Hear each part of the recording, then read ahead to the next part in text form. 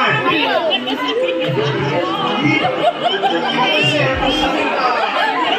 এয়া চাওক দীপচনী ল'বলৈ দূৰ কৰিছে যাওঁ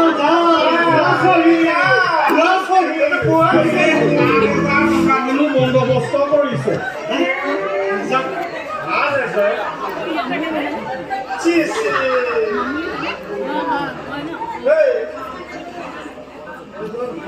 ইয়াৰ দাম 14,000 টকা কিহৰ 14,000 নহয় 28,000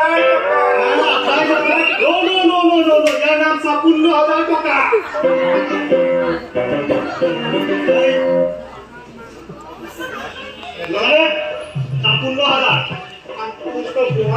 ওলাইছে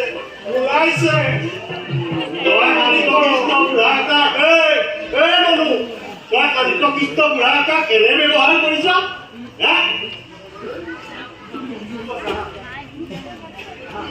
মহাজন দেউতা এই থাকে মানে মোৰ বিপদ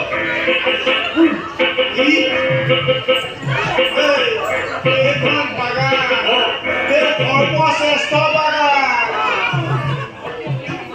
আৰে এখন গাঁৱৰ ভিতৰতে নহয় বৌজাৰ ভিতৰত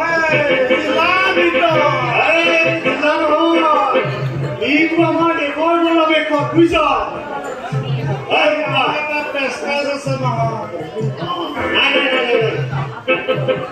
এইখন আমি নষ্ট হবলৈ দিব নোৱাৰো মদৰ ভাটি খুলিব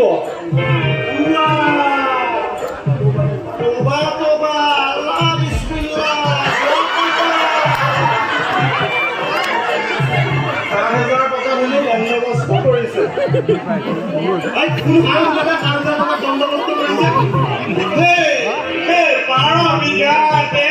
মাটি দাম কি 8,000 টকা ইয়াৰ দাম 14,000 টকা ইয়াৰ দাম 28,000 ইয়াৰ দাম 56,000 আগত এবাৰ কৈছিলে মই বুজিছ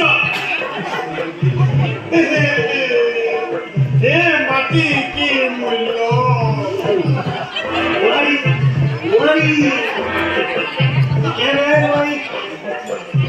এই বৃষ্টিৰ বাহাদুৰৰ দাঁত একদিন তেজ পকালৈকে বাঞ্চাৰ বাগলত কোনেও চকু দিব নোৱাৰি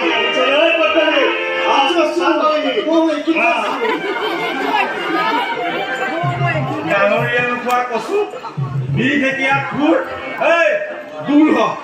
দূৰ হয় এতিয়া মোৰ চকু পানীটো আনিবলৈও বাজে নাতি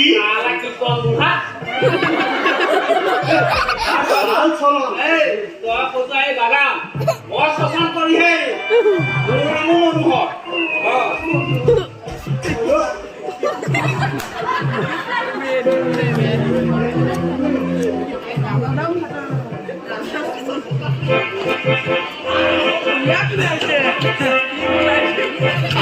আগতে বহি আছে আমি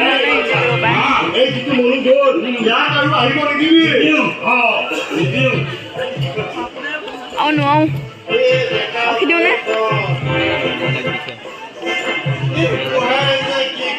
তুমি দিয়া তোমাক দিছিলে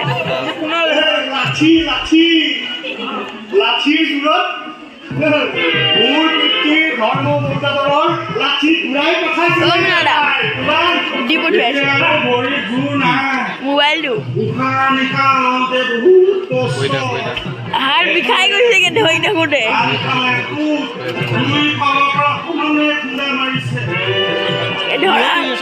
মই তাক দিলোঁ এখন হাত বিষালে সেইখন হাত ইউজ কৰিবা দেই এই দুইখন হাতে বিষাই গৈছে অথনিৰ পৰা ধৰি আছে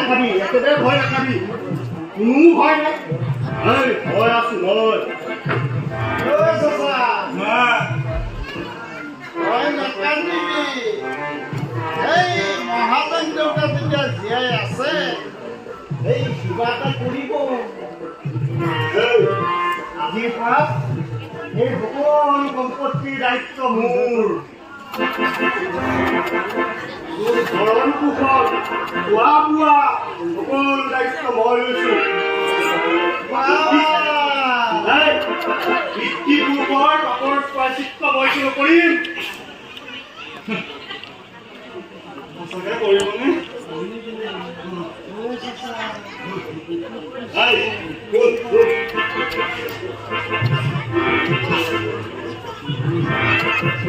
শুনিছনে? শুন। প্ৰতি মাহৰ 1 তাৰিখে 2খন কনফৰ্মিয়া। যিমান দিন জীয়াই আছ মাহে মাহে 200কে দি যাম। মাত্ৰ এটা চুক্তি। তোৰ যদি হেৰি হয় এই বাগানৰ গোটেই মাটি সম্পত্তি মোৰ।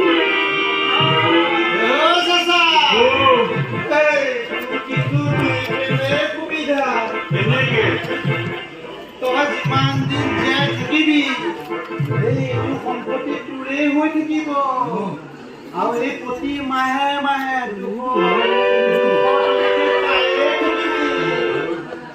আৰু সেই ভালৰো ভালটো খাবি আকৌ সেই বাগানৰ যে তল ফৰাটো সেই তই বুটলি খাবি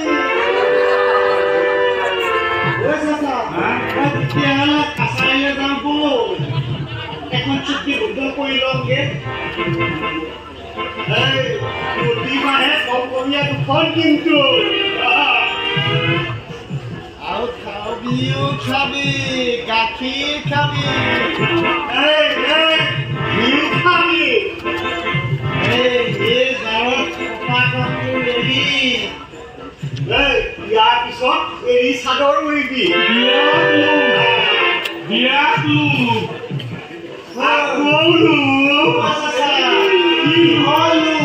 এৰী চাদৰ এখনৰ ওপৰত মোৰ বিৰাট লোভ। সৰু যোৱা নৰেন্দ্ৰ কৈছিলো নৰেন্দ্ৰ মোক এখন এৰী চাদৰ আনি দে অ'। তাত কোন বহি আছে নো মৃণাল দা? মোৰ কপালত কি এৰী চাদৰ লিখা আছে?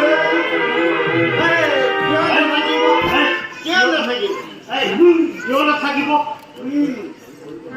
ভৰিত আৰু জোৰ নাই। উশাহ নিশাহ লওঁতে কি যে কষ্ট। জন সদায় আহি দাম তলৰ পৰা ঘূৰি যায়। এই অনাৱশ্যতে যদি কিবা এটা হয়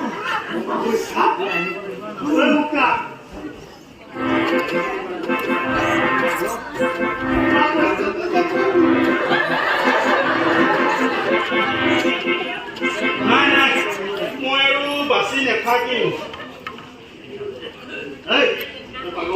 নহয় তই মৰিবি মই আৰু জীয়াই নাথাকিম মহাজন দেউতা।